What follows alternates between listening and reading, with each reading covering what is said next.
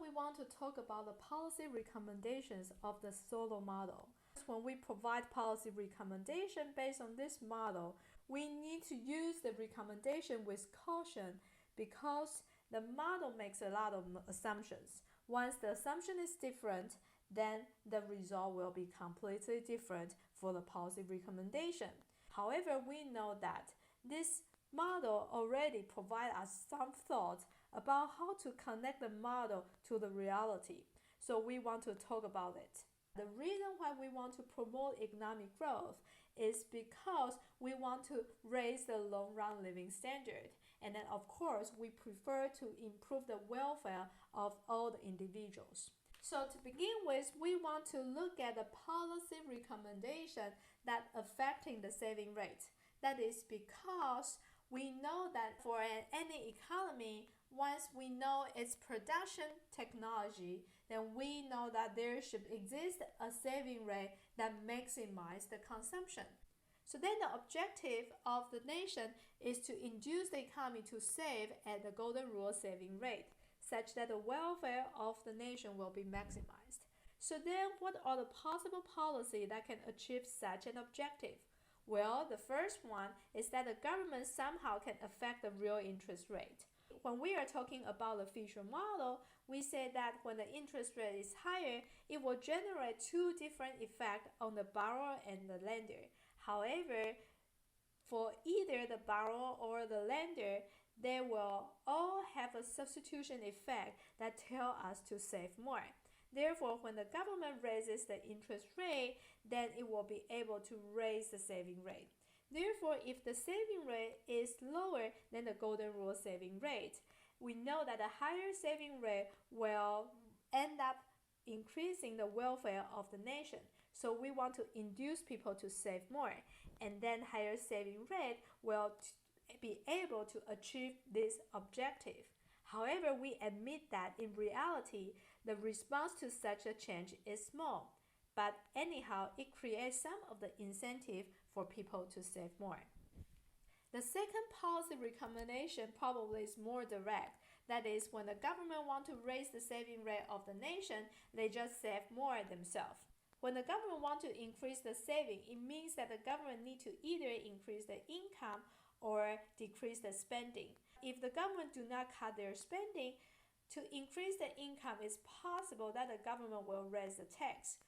When the government raises the tax, its impact on the national saving depends on whether or not the Ricardian equivalence hold. If the Ricardian equivalence hold, then the saving of the individual will change at the same degree as the changes of the government saving. Therefore, they cancel out, then it will not generate an increase in the saving rate. However, if the Ricardian equivalence doesn't hold, then an increase in the savings of the government is possible that the government will raise the tax. To further increase in the saving of the household, then generates a higher saving rate. But anyhow, if the government is willing to cut their spending to increase the government saving, then it will be able to raise the saving rate of the nation for sure. So finally, the last policy recommendation is related to the establishment of the financial system. So this is especially true for the underdeveloped countries, that when the government set up a law to provide prudent banks, for example, they promise the bailouts, that is, when the banks got issues, then the government will step in and help. So if the government promises the bailouts or the deposit insurance is provided, then it will establish a better environment for banking. With a prudent banking system, people will have more confidence in saving because when they put their money in the bank, the money is safe, such that the national saving will be able to increase, and then it will be able to induce more savings. And of course, that if the economy has its saving rate above the golden rule saving rate, then the policy will be just opposite of the one we stated. Because the reason why we focus on talking about raising the saving rate is because for a lot of the underdeveloped countries, it's possible that their saving rate is way too low. Therefore, if we want to increase the welfare of nations of those kinds, a lot of time we need to induce more savings in those countries. The second type of the policy recommendation we want to look at is the policy that affects the production efficiency of a nation. For what we have learned so far, we know that when the production efficiency got improved, then we will be able to raise the steady state of the capital stock, and then the output, and then the consumption and the investment. So that we know when we want to raise the living standard of the nation, that we can raise the production efficiency of the nation, and then we will be able to raise the steady state level of all the variables. So then the possible policy choice that we can have to improve the productivity of the nation is as follows. The first suggestion is that the government need to improve the infrastructure of the nation. The infrastructure includes the highways, railroad, or the internet.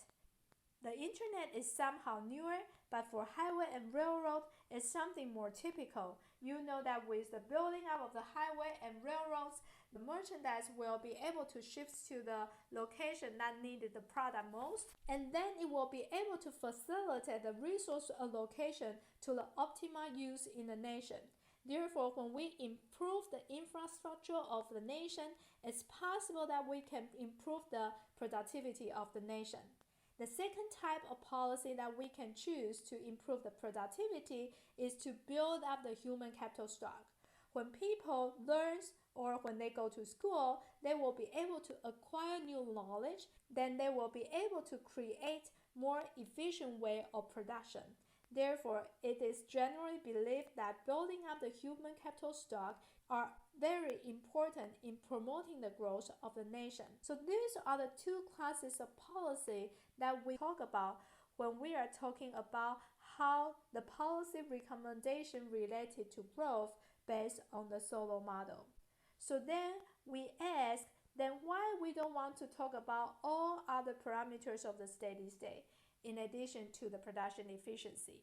Well, for parameter N, which is related to population growth, it does affect the steady state, but the impact is low, because when you promote the policy that induces the birth rate, then the baby need to grow, and it takes about more than 15 years for new baby to enter the labor market.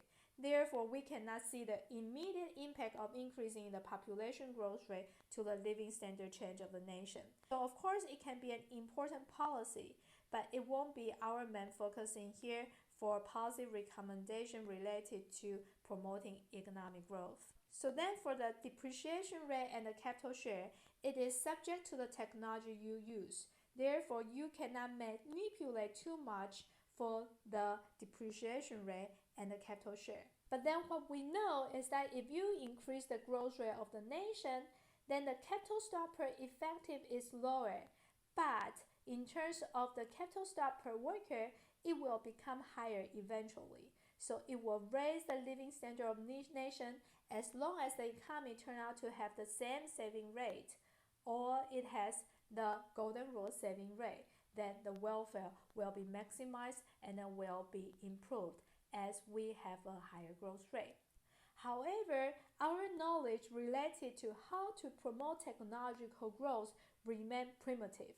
That is why I do not choose to discuss the policy recommendation related to how to promote G here. The only policy recommendation I talk about is related to the policy that affects the saving rate, which help an economy to attain the golden rule saving rate, and about the policy that affects the production efficiency. So before I end today's lecture, I want to talk about the sources of the sustainable growth. So based on the Solow model, we find out that for any given set of parameters, the economy will eventually attain a steady state. Once you are at a steady state, you are going to stay there forever, which means that there is no more growth. Therefore, we claim that the source of growth comes from two types of forces. The first type comes from the transition dynamic. That is, when there is a change in the saving rate, or when there is a changes in the population growth, depreciation rate, then you will move from one steady state to the other. When such a thing happens, then the economy will experience growth. And that is so-called the transition dynamic. However, such kind of growth is not sustainable because once it hits the new steady state, then it will stay there forever again. Therefore, there won't be any more growth.